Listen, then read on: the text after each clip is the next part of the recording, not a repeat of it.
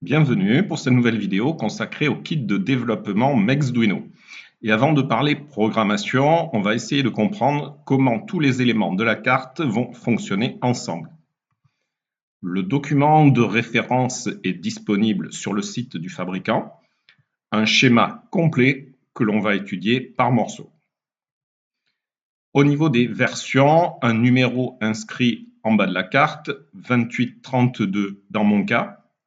Sur cette carte, on trouve une LED RGB, contrairement à d'autres versions. Allez, pour commencer, je vais détailler le câblage du module M1, le composant principal.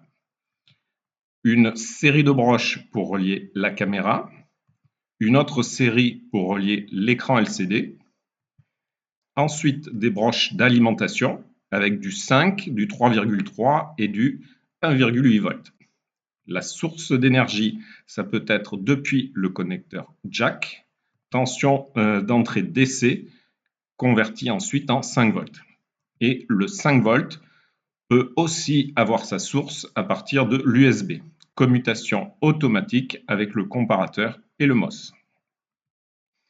Pour les autres tensions, il faut regarder à l'intérieur du module M1 où on trouve caché un convertisseur DC-DC abaisseur multivoie qui va fournir les tensions de 3,3, de 1,8 et même du 0,9 volts. Tout ça pour alimenter le cœur du système on-chip K210. Je continue avec la broche de reset qui peut être manuelle avec un petit bouton ou automatique depuis la liaison USB, donc depuis le logiciel de programmation.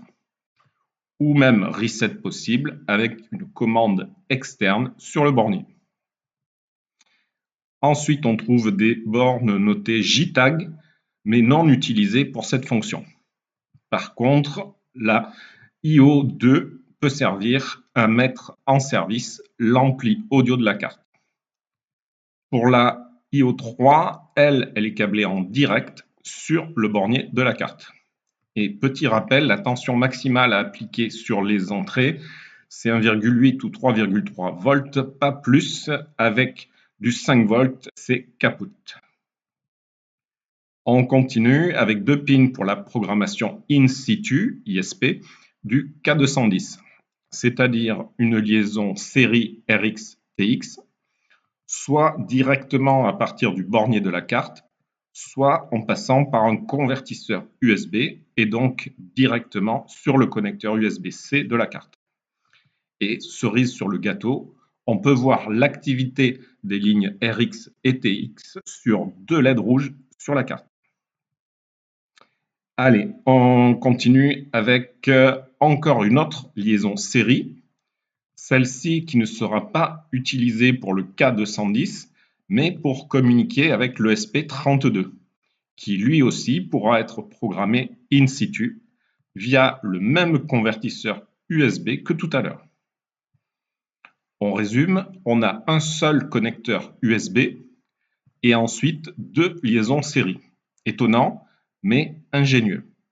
Et pour réaliser ce convertisseur USB double UART bizarroïde, on a en fait un petit microcontrôleur dédié juste à ça. Donc au final, on retrouve le K210 avec une liaison série pour télécharger les programmes via le convertisseur et le connecteur USB-C. Et le même câble USB va aussi permettre de téléverser des programmes dans le SP32. Et pour ne pas confondre, on va trouver deux ports COM différents. Le premier pour le K210, le second pour le SP32. C'est directement visible dans le gestionnaire de périphériques de Windows. Et encore plus fort, le SP32 et le K210 peuvent aussi se parler via une autre liaison série du K210 sur les bornes iOS 6 et iOS 7. Le K210 peut alors parler à son copain par la liaison bleue et communiquer en même temps via la liaison rouge ici avec l'ordinateur à partir d'un terminal ou un moniteur série. Par contre, pour l'ESP32, lui, il ne pourra pas faire deux communications en même temps car il n'a qu'une seule liaison série de câblés. et que dans une liaison série, il n'y a qu'un seul émetteur et un seul récepteur. C'est quand même un peu confus tout ça. Essayons de clarifier ce câblage. On a le K210 avec deux liaisons série en rouge et bleu ici. La liaison bleue va à l'ESP32.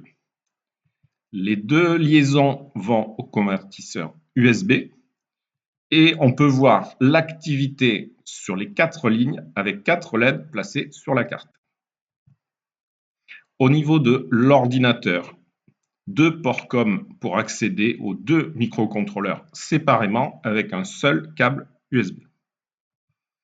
Je peux par exemple démarrer un script Python avec le premier port. Je peux aussi, juste en changeant de port, téléverser un programme C dans l'ESP. Et les deux micros peuvent se parler entre eux en local, sans ordinateur relié à la carte. Remarque, lors de l'émission sur TX de l'ESP, la LED du bas montre l'activité, ce qui n'est pas le cas en sens inverse du fait de la présence d'une diode d'anti-retour. Dans le détail, ça donne ça, ce qui explique que la LED ne peut fonctionner que lors des transferts via l'USB. Parenthèse terminée, regardons les instructions basiques pour communiquer. Pour l'IA avec le K210, on peut préférer la programmation Python, par exemple avec l'IDE dédié MEXPy.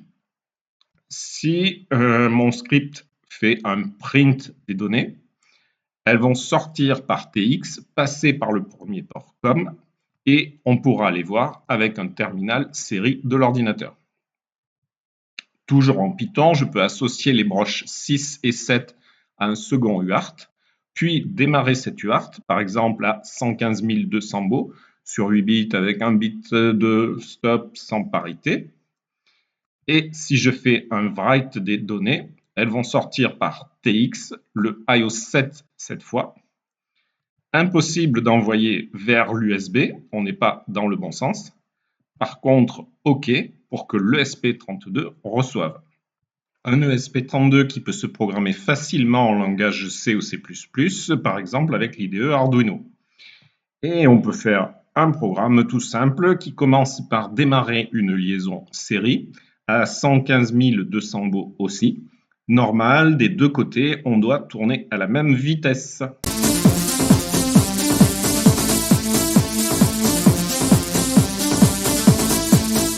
Et une fois les deux côtés synchronisés, le SP32 peut recevoir les données, par exemple avec un serial.read.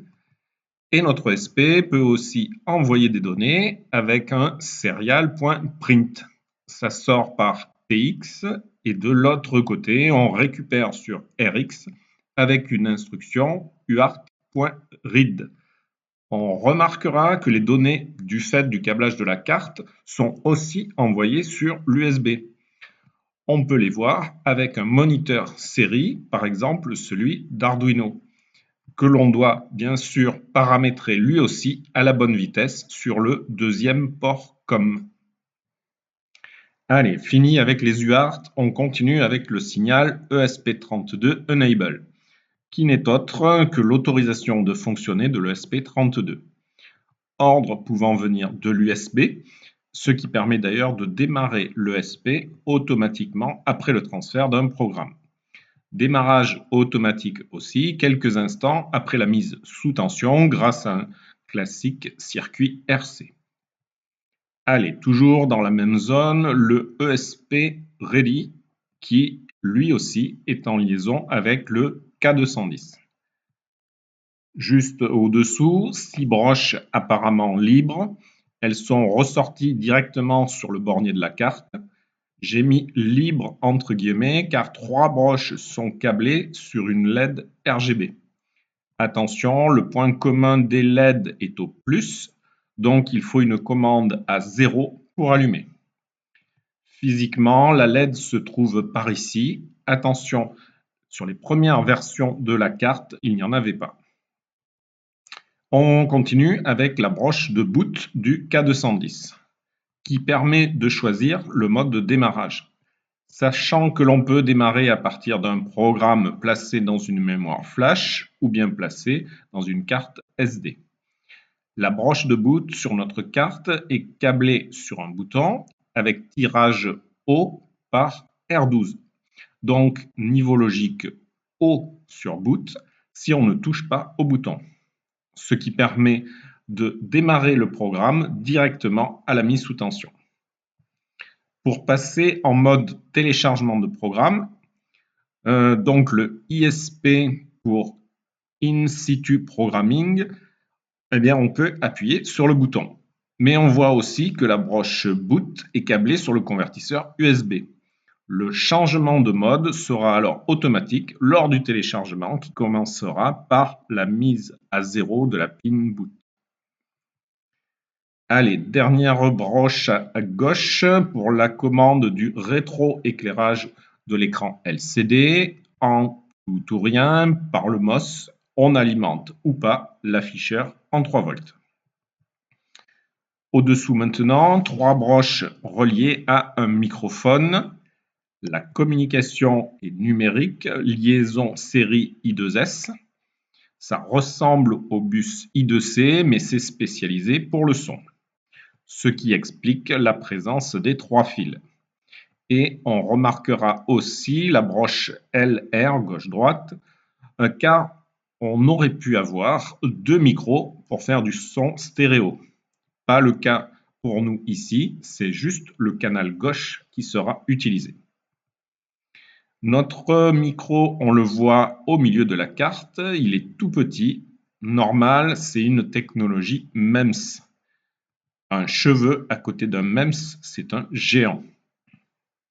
Technologiquement parlant, dans un microphone MEMS, on trouve 2 parties, le MEMS et un ASIC. Ne pas confondre avec des ASICs, bien sûr, ça n'a rien à voir. Un ASIC, c'est un circuit intégré spécialement fabriqué pour réaliser une fonction particulière. Dans notre cas, la transformation du signal venu du MEMS en données I2S.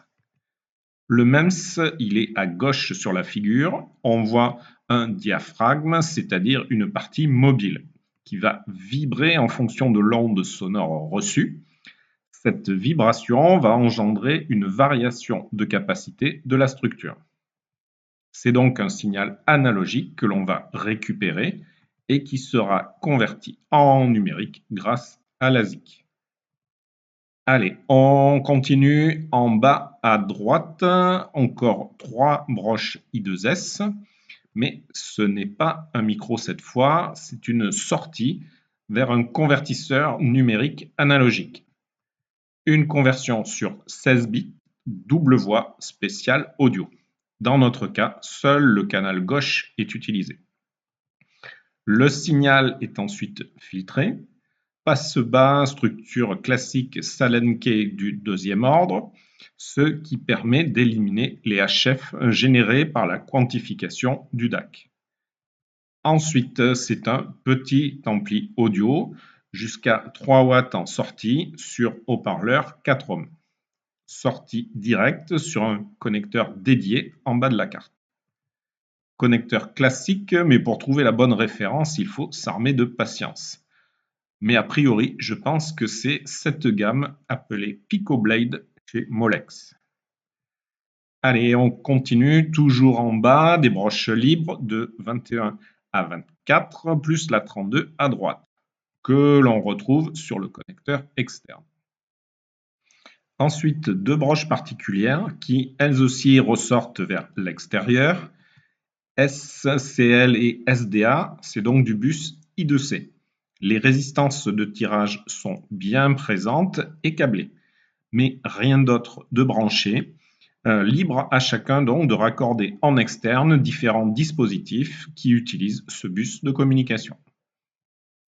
Comme par exemple un afficheur supplémentaire, ou bien un capteur de luminosité, et même, pourquoi pas, je sais qu'il y a des fans, un capteur d'ozone. Ou sinon, beaucoup plus utile, un accéléromètre. Exemple, celui-ci, mais beaucoup d'autres sont possibles bien sûr.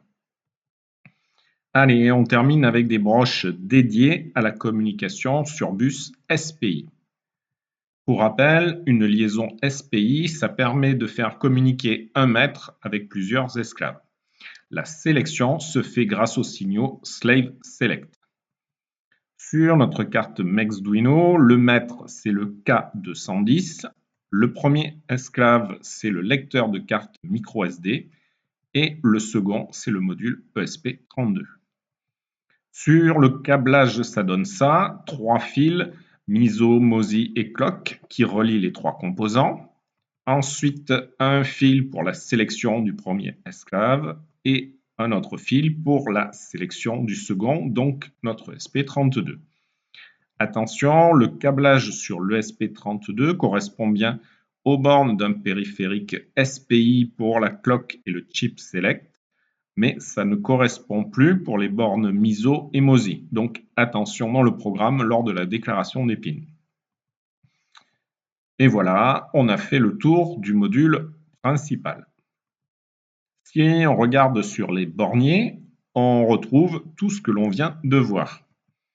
Pour faire simple, on a des broches tout ou rien à usage général GPIO, avec la particularité des pins 12, 13, 14 qui sont aussi câblés sur la LED RGB de la carte. Ensuite, 2 broches pour la liaison UART dédiée au téléchargement de programmes sans passer par l'USB. Encore 2 broches en bas pour une liaison I2C complètement libre pour brancher un périphérique supplémentaire. À gauche, toutes les broches d'alimentation et de reset. Et enfin, des broches dont je n'ai pas parlé jusqu'à présent et qui sont câblées sur l'ESP32. Ce qui fait 6 broches GPIO en plus. Petite bizarrerie sur certaines cartes, avec des versions plus anciennes, on avait GPIO 22, alors que sur d'autres, c'est 33. Ce qui est d'ailleurs plus logique, car ça permet de disposer de 6 entrées analogiques. Au final, ça donne donc ça. Et on remarquera que ça correspond exactement à ce que l'on a sur une carte Arduino. Carte qui, selon la légende, tire son nom du café où les concepteurs italiens avaient l'habitude de se réunir, et non qui fait référence au roi Ardouin d'Italie. Allez, fini pour aujourd'hui, à bientôt pour la suite, je vous montrerai comment installer les logiciels pour commencer à programmer.